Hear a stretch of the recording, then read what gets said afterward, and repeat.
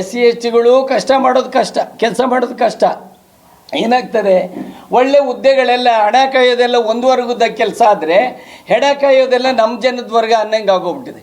ಜೊತೆಗೆ ಮಹಿಳೆಯರು ಕೆಲಸ ಮಾಡೋದ್ರಿಂದ ಯಾವುದೇ ಜಾತಿ ಇರಲಿ ತುಂಬ ಕಷ್ಟ, ತುಂಬ ಕಷ್ಟ. ನಾವು ಹೇಳೋದು ಸರ್ಕಾರದಲ್ಲಿ ಕರ್ತವ್ಯ ಮಾಡುವಂಥ ಯಾವುದೇ ಜಾತಿ ಧರ್ಮ ಆಗಿರಲಿ ನಿಯಮಾನುಸಾರ ಮಾರ್ಗಸೂಚಿ ಅನುಸಾರ ಸಂವಿಧಾನಬದ್ಧವಾಗಿ ಕೆಲಸ ಮಾಡುವಂಥ ವಾತಾವರಣ ಆಗಬೇಕು.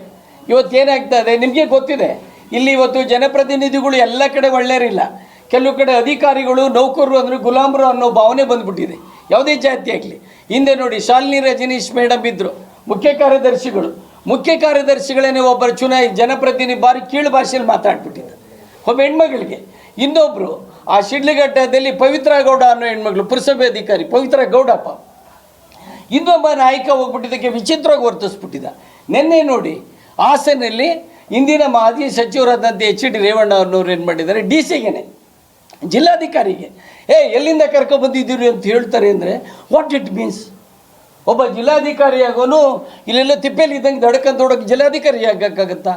ಒಬ್ಬ ನೌಕರ ಕ್ಲರ್ಕ್ ಆಗಬೇಕು ಅಂದರೆ ದಡಬಡ ಅಂತ ಏನಾಗೋಗ್ಬಿಡ್ತಾನ, ಒಬ್ಬ ಚೀಫ್ ಆಫೀಸರ್ ಬೇಕಾದ್ರೆ ದಡಬಡ ಅಂತ ಆಗೋಗ್ಬಿಡ್ತಾನ. ಎಲ್ಲ ಒಂದು ಕಡೆ ಈ ಫ್ಯೂಡಲ್ ಸಿಸ್ಟಮ್ ಬೆಳೀತಾ ಅದ, ಅದರೊಳಗಡೆ ಫ್ಯಾಸಿಸ್ಟು ಸೇರ್ಕೊಬಿಟ್ಟದ ಅನ್ನೋ ಅನುಮಾನ ನಮಗೆ ಕಾಡ್ತಾ ಇದೆ.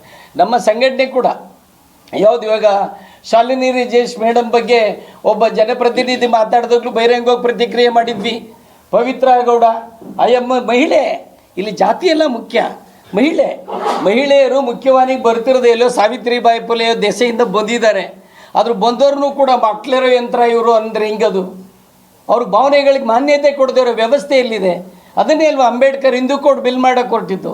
ನಿನ್ನೆ ನೋಡಿ ಲತಾ ಕುಮಾರಿ ಅವರು ನೊಂದ್ಕೊಂಡು ಹೇಳಿದ್ದಾರೆ ನಾವು ಸಂವಿಧಾನಬದ್ಧವಾಗಿ ಕೆಲಸ ಮಾಡ್ತೀವಿ, ತಪ್ಪಿದ್ರೆ ಕಾನೂನು ಕ್ರಮ ತಗೊಳ್ಳಿ, ನಾವು ಈ ಜಾತಿ ಹುಟ್ಟಿದ್ದೆ ತಪ್ಪು ಅಂತ ಹೇಳಿದ್ದಾರೆ ಅವರು. DC ಆದರೂ ಗೌರವ ಯಾಕೆ ಕೊಟ್ಟರೆ ಅದು ಶಿ ಬಿಲಾಂಗ್ಸ್ ಟು SC/ST. ತಳ ಸಮುದಾಯದ ಹೆಣ್ಮಗಳು ಒಂದು ಜಿಲ್ಲಾಧಿಕಾರಿ ಆಗೋದನ್ನ ಸಹಿಸ್ಕೊಳ್ಳೋಕ್ಕಾಗಲ್ಲ ಅಂದರೆ ಪ್ರಜಾಪ್ರಭುತ್ವದ ಎಲ್ಲಿದ್ದೀವಿ? ಎಲ್ಲೋ ಅನುಮಾನ ಕಾಡುತ್ತೆ ನಮಗೆ. ಲಿಖಿತ ಸಂವಿಧಾನ ನಮ್ಮನ್ನು ಆಳ್ತಾ ಇದೆಯಾ, ಅಲಿಖಿತ ಸಂವಿಧಾನ ಆಲ್ರೆಡಿ ಡ್ಯಾನ್ಸ್ ಸ್ಟಾರ್ಟ್ ಮಾಡೋಕ್ಕೆ ಆಗಿದೆಯಾ ಅಂತ. ಈ ಹಿನ್ನೆಲೆಯಲ್ಲಿ ಸ್ನೇಹಿತರೆ, ಸಂವಿಧಾನದ ಹಕ್ಕುಗಳು ಉಳಿಬೇಕು, ಮುಂದಿನ ಪೀಳಿಗೆ ರಕ್ಷಣೆ ಆಗಬೇಕು ಅಂದರೆ ಸಂವಿಧಾನ ಉಳಿಲೇಬೇಕಾಗಿದೆ. ಭಾರತೀಯರ ಭಾರತ ಆಗಬೇಕಾಗಿದೆ. ಇದಕ್ಕೆಲ್ಲ ವರ್ಗದ ಜನ ಕೂಡ ಐಕ್ಯ ಆಗಬೇಕಾಗಿದೆ, ಯುನಿಟಿ ಆಗಬೇಕಾಗಿದೆ.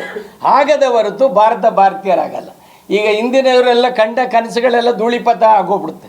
ಗಾಂಧಿ ಏನೋ ಕನಸಿದ್ರು, ಅಂಬೇಡ್ಕರ್ ಏನೋ ಭಯಂಕರವಾದ ಕನಸಿಟ್ಕೊಂಡು ಈ ದೇಶದ ಎಲ್ಲ ಜಾತಿ ಭಾಷೆ ಧರ್ಮದ ಜನರೆಲ್ಲ ಸಮನ್ವಯತೆಯಲ್ಲಿ ಫ್ರೆಟರ್ನಿಟಿ ಈಕ್ವಾಲಿಟಿ ಲಿಬರ್ಟಿಲಿ ಬದುಕಲಿ ಅಂತ ಮಾಡಿದ್ರು. ಇವತ್ತು ಎಲ್ಲೋಗ್ತದೆ ಫ್ರೆಟರ್ನಿಟಿ ಈಕ್ವಾಲಿಟಿ ಲಿಬರ್ಟಿನ ಹುಡುಕೋ ಸ್ಥಿತಿಗೆ ಬಂದುಬಿಟ್ಟಿದೆ. ಈ ಹಿನ್ನೆಲೆಯಲ್ಲಿ ಈ ಸಮಾವೇಶದಲ್ಲಿ ನಮ್ಮ ಎಲ್ಲರಿಗೂ ಕೂಡ ಒಂದು ಜಾಗೃತಿ ಆಗಬೇಕು, ಐಕ್ಯತೆ. ಒಳ ಮೀಸಲಾತಿ ಹೆಸರಿನಲ್ಲಿ ದಲಿತ ಸಮುದಾಯ ಒಡೆದೋಗಿದೆ ಅಂದ್ಕೊಂಡು ಕೆಲವರು ನೃತ್ಯ ಮಾಡ್ತಿದ್ದಾರೆ. ಸಾಧ್ಯ ಇಲ್ಲ. ನೀವು ಒಡೆದೋಗಿದೆ ಅಂತ ನಮ್ಮನ್ನು ಒಡೆಯೋಕ್ಕೆ ಬಂದರೆ ನಾವು ಒಡೆಸ್ಕೊಳ್ಳೋ ಜನಾಂಗ ಉಳಿದಿಲ್ಲ ಅನ್ನೋ ಒಂದು ಸಂದೇಶ ಕೊಡೋಕ್ಕೋಸ್ಕರ ಐಕ್ಯತಾ ಸಮಾವೇಶವನ್ನು ಇಟ್ಟಿದ್ದೀವಿ. ಈ ಮೂಲಕ ಬರೀ ಆನೇಕಲ್ ತಾಲೂಕಲ್ಲ, ಬರೀ ಜಿಲ್ಲೆ ಅಲ್ಲ, ಇಡೀ ರಾಜ್ಯದ ಸಮಸ್ತ ಸಂವಿಧಾನ ಉಳಿಬೇಕು ಅನ್ನೋರು, ಪ್ರಜಾಪ್ರಭುತ್ವ ಉಳಿಬೇಕು ಅನ್ನೋರು, ಮನುಷ್ಯನ ಪ್ರೀತಿಸುವಂಥ ಸಮಾಜ ಬೇಕು ಅನ್ನೋರೆಲ್ಲ ಕೂಡ ಈ ಸಮಾವೇಶಕ್ಕೆ ಬರಬೇಕು, ಯಶಸ್ಸನ್ನು ಮಾಡಬೇಕು ಅಂತೇಳಿ ತಮ್ಮ ಗೋಷ್ಠಿಯ ಮೂಲಕ ವಿನಂತಿಯನ್ನು ಮಾಡ್ಕೊಳ್ತೀನಿ. ಜೈ ಭೀಮ್, ಜೈ ಭಾರತ್. ಏನು 28/8/2026 ನಾವು ಈಗಾಗಲೇ ಬೆಂಗಳೂರಿನ ಅರಮನೆ ಮೈದಾನದ ಗೇಟ್ ನಂಬರ್ 8ರಲ್ಲಿ ಇರತಕ್ಕಂಥ ಶೃಂಗಾರ ಪ್ಯಾಲೇಸ್ನಲ್ಲಿ ರಾಜ್ಯ ಮಟ್ಟದ ಪರಿಶಿಷ್ಟ ಜಾತಿ ಪರಿಶಿಷ್ಟ ವರ್ಗಗಳ ಜಾಗೃತ ನೌಕರರ 6ನೇ ಐಕ್ಯತಾ ಸಮಾವೇಶವನ್ನು ಆಯೋಜನೆ ಮಾಡಿದ್ದೀವಿ. ಈ ಒಂದು ಸಮಾವೇಶಕ್ಕೆ ರಾಜ್ಯಾದ್ಯಂತ ಎಲ್ಲ ಇಲಾಖೆಗಳಲ್ಲಿ, ನಿಗಮ ಮಂಡಳಿಗಳಲ್ಲಿ, ಪುರಸಭೆಗಳಲ್ಲಿ, ನಗರಸಭೆಗಳಲ್ಲಿ, ಕಾರ್ಪೊರೇಷನ್ಗಳಲ್ಲಿ ಕೆಲಸ ನಿರ್ವಹಿಸ್ತಾ ಇರ್ತಕ್ಕಂಥ SC/ST ನೌಕರರು ಎಲ್ಲರೂ ಕೂಡ ಸಮಾವೇಶದಲ್ಲಿ ಭಾಗವಹಿಸ್ತಾ ಇದ್ದಾರೆ. ನಾವು ಈ ಒಂದು ಪತ್ರಿಕಾಗೋಷ್ಠಿ ಮೂಲಕ ಆನೇಕಲ್ ತಾಲೂಕಿನ ಎಲ್ಲ SC/ST ನೌಕರರು, ಕುಲ ಬಾಂಧವರು, ಕುಟುಂಬದ ಸಮೇತ ಈ ಒಂದು ಸಮಾವೇಶಕ್ಕೆ ಭಾಗಿಯಾಗಬೇಕು, ಸಮಾವೇಶದಲ್ಲಿ ಭಾಗವಹಿಸಬೇಕು ಅಂತೇಳಿ ಎಲ್ಲರನ್ನೂ ಕೂಡ ನಾವು ಆಹ್ವಾನಿಸ್ತಾ ಇದ್ದೇವೆ.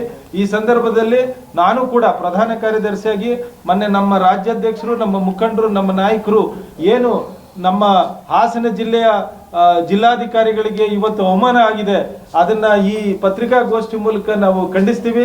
ಯಾರೇ ಜನಪ್ರತಿನಿಧಿಗಳಾಗಿರ್ಬೋದು, ಅವರು ಮಾನವೀಯತೆಯನ್ನು ಮೆರಿಬೇಕು.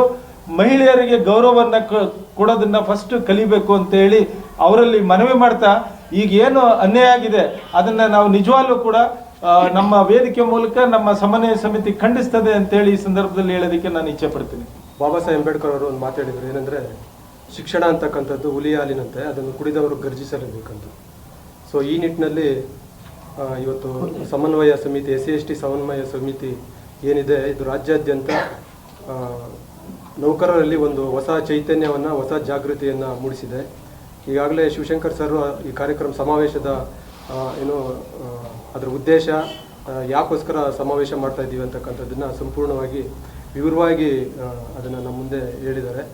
ಸೊ ಈ ಮುಖಾಂತರ ನಾನು ಈ ಪತ್ರಿಕಾಗೋಷ್ಠಿ ಮುಖಾಂತರ ಹೇಳೋದೇನೆಂದರೆ, ಆನೇಕಲ್ ತಾಲೂಕಲ್ಲಿರ್ತಕ್ಕಂಥ ಎಲ್ಲ ನೌಕರ ಬಂಧುಗಳು, SC/ST ನೌಕರ ಬಂಧುಗಳು, ಸಾಧ್ಯವಾದರೆ OBC ನೌಕರ ಬಂಧುಗಳು, ಅಂದರೆ ಸಮಾನತೆಯ ಮೇಲೆ ಮತ್ತು ಸ್ವಾತಂತ್ರ್ಯದ ಮೇಲೆ, ಸಂವಿಧಾನದ ಮೇಲೆ ನಂಬಿಕೆ ಇರ್ತಕ್ಕಂಥ ಎಲ್ಲ ನೌಕರರು ಸಹ ಮತ್ತು ಮಹಿಳಾ ನೌಕರರು ಸಹ ಈ ಸಮಾವೇಶದಲ್ಲಿ ಭಾಗವಹಿಸಿ ಸಮಾವೇಶವನ್ನು ಯಶಸ್ಸುಗೊಳಿಸೋದ್ರ ಜೊತೆಗೆ ಏನು ಒತ್ತಾಯಗಳಿದ್ದಾವೆ, ಆ ಒತ್ತಾಯಗಳು ಕೇವಲ ಬರೀ SC/ST ಅವ್ರಿಗೆ ಮಾತ್ರ ಸಂಬಂಧಪಟ್ಟಿರ್ತಕ್ಕಂಥದ್ದಲ್ಲ.